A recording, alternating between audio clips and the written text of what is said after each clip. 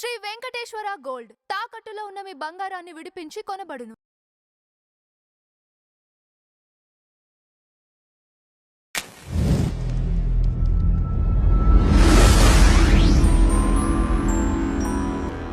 Madam, అమృత Pranay case విషయం మీకు తెలిసే ఉంటుంది. ఆ కేసులో భాగంగా అమృత బాబాయ్‌కి బెయిల్ ఇవ్వటం జరిగింది. మరి ఈ బెయిల్ ఇవ్వటం పైన మీ అభిప్రాయం ఏంటి? అలానే బయటకొచ్చాక శ్రవణ్ చేసిన వ్యాఖ్యలు కానివ్వండి, శ్రవణ్ కుమార్ కుటుంబం చేసిన వ్యాఖ్యలు, వీటన్నిటిని బట్టి ఈ కేసుని ఎలా చూడొచ్చండి? మీరన్నట్టుగా శ్రవణ్ కుమార్‌కి అనారోగ్య కారణాల రీత్యా బెయిల్ వచ్చిందండి. అయితే ఇక్కడ అమృత ప్రణయ్ విషయం మనం తీసుకుంటే కనుకైతే, ఇప్పుడు అమృత ప్రణయ్ అనకూడదేమో, అమృత అనాలనుకుంటా. అవును. అమ్మాయి కోర్టు తీర్పు వచ్చిన వెంటనే గతంలో వెంటనే ఆహ్, ఏంటి రెస్ట్ ఇన్ పీస్ అని పెట్టిందంతే. వెంటనే ప్రణయ్ అనే పేరు తీసేసింది. అమృత అవన్నీ వర్షిణి అంటే. చూసాక మనకి ఇవాళ ఇతనికి బెయిల్ రావడంలో తప్పు లేదు అని అనిపిస్తుంది. ఎందుకంటే ఇవాళ అమృత అనే అమ్మాయి తన లైఫ్ స్టైల్ మారిపోయింది. హ్మ్. సరే, అమ్మాయి పెళ్లి చేసుకోవడం గురించి మనకు అసలు సంబంధం లేదు. అది హ్మ్. ఇంకో పెళ్లి చేసుకుంటుంది, అమ్మాయి లైఫ్లో సుఖంగా ఉండడం అనేది ఏ ఆడపిల్లైనా అలాగే ఉండాలని కోరుకుంటాం మనం. హ్మ్.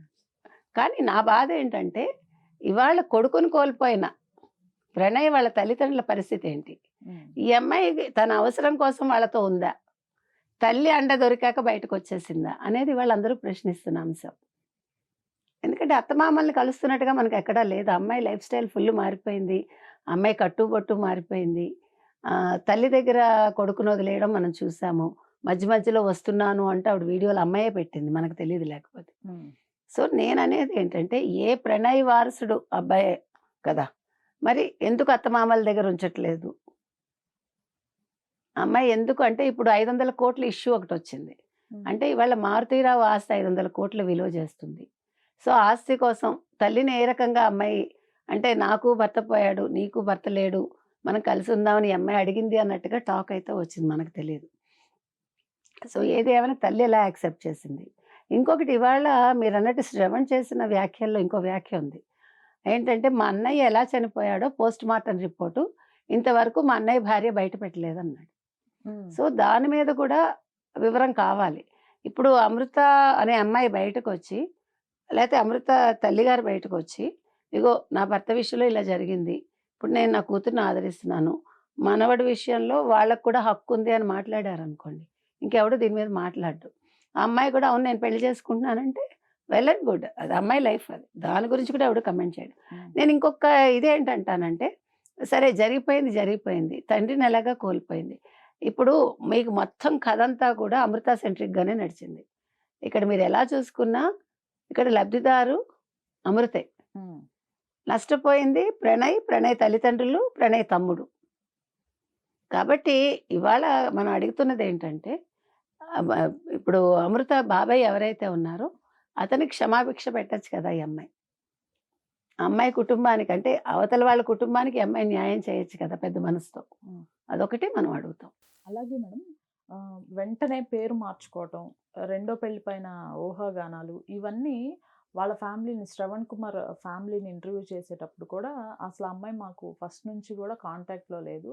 మా నాన్నకి ఎలాంటి సంబంధం లేకపోయినా ఎందుకు అంత పగబట్టి ఈయన పైన అవును. పెట్టారో తెలీదు అని చాలా బాధపడటం జరిగింది. వాళ్ళ కూతురు కానివ్వండి, వాళ్ళ వైఫ్ కానివ్వండి. నిజంగానే సంబంధం లేదంటారా? ఉండకపోవచ్చు, మనకు తెలీదండి. హ్మ్. ఇప్పుడు ఇది ఓన్లీ మారుతీరావు చేయించారా?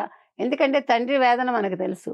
ఇప్పుడు వీళ్ళ కాళ్ళ మీద వీళ్ళు నిలబడి పెళ్లి చేసుకొని ఎళ్ళిపోయి ఉంటే, వేరే చోట ఉన్నారనుకోండి, ఇంత దూరం రాదు. వాళ్ళు జీవితంలో సెటిల్ అవ్వలేదు. మావగారి మీద ఆధారపడ్డారు, అత్తగారి మీద. వాళ్ళ ఇంట్లో ఉన్నారు.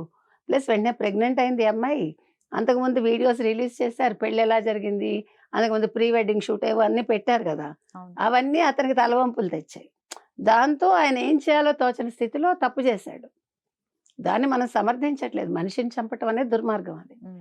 కాకపోతే అక్కడ తండ్రి మనసుని కూడా ఈ అమ్మాయి అర్థం చేసుకోవాలి. ఇప్పుడు నిన్ను అల్లారు ముద్దుగా అలా పెంచిన తండ్రిని నువ్వు కాదని, మరి అన్ని సంవత్సరాలు అతనితో నువ్వు అంత సన్నిహిత సంబంధం ఉంది అనుకున్నప్పుడు, ఆ కోర్టు తీర్పు రాగానే ప్రణయ్ అనే పేరు తీసేయటం అనేది చాలా మందిని బాధించింది. ఎందుకంటే ఇవాళ అమృత అనే అమ్మాయికి సమాజం చాలా అండగా నిలబడింది. ఈవెన్ సోషల్ మీడియా అండగా నిలబడింది. హ్మ్. మొత్తం ప్రెస్ అంతా కూడా అమ్మాయి వెంట ఉంది. మీడియా అంతా కూడా. ఆ! పత్రికలు అమ్మాయి వెంట ఉన్నప్పుడు అమ్మాయి బాధ్యత అది. ఓకే. జరిగిపోయింది. నేను ఈ నిర్ణయం తీసుకున్నాను. నేను ఇంకా అమ్మాయి మాట్లాడాలి. మాట్లాడలేదు. ఒక చిన్న స్టేట్‌మెంట్ తోటి అమ్మాయి అయిపోలా. ఎందుకంటే సమాజంలో అమ్మాయికి బాధ్యత ఉంది. ఇప్పుడు ఒక పక్క తండ్రి చావుకి అమ్మాయి ఒక రకంగా కారణం. భర్త చావుకి ఒక రకంగా కారణం. సరే ఎవరు చంపారు ఏంటి అవన్నీ పక్కన పెడితే. సో, ఆ అమ్మాయి భుజస్కంధాల మీద చాలా పెద్ద పెద్ద బాధ్యత ఉంది. దాన్ని ఆ అమ్మాయి నెరవేర్చలేదు కాబట్టి ఇప్పటికైనా బయటకొచ్చి వివరించేస్తే ఇంకా అమ్మాయి జోలికి ఎవరు రారు. మళ్ళా దీన్ని చరివిత చరవణంలాగా ఉమ్. ఎవరు మాట్లాడక్కర్లే. ఈవెన్ వాళ్ళ అమ్మగారు కూడా ఒక స్టేట్‌మెంట్ ఇస్తే బావుంటుంది. Thank you. Thank you.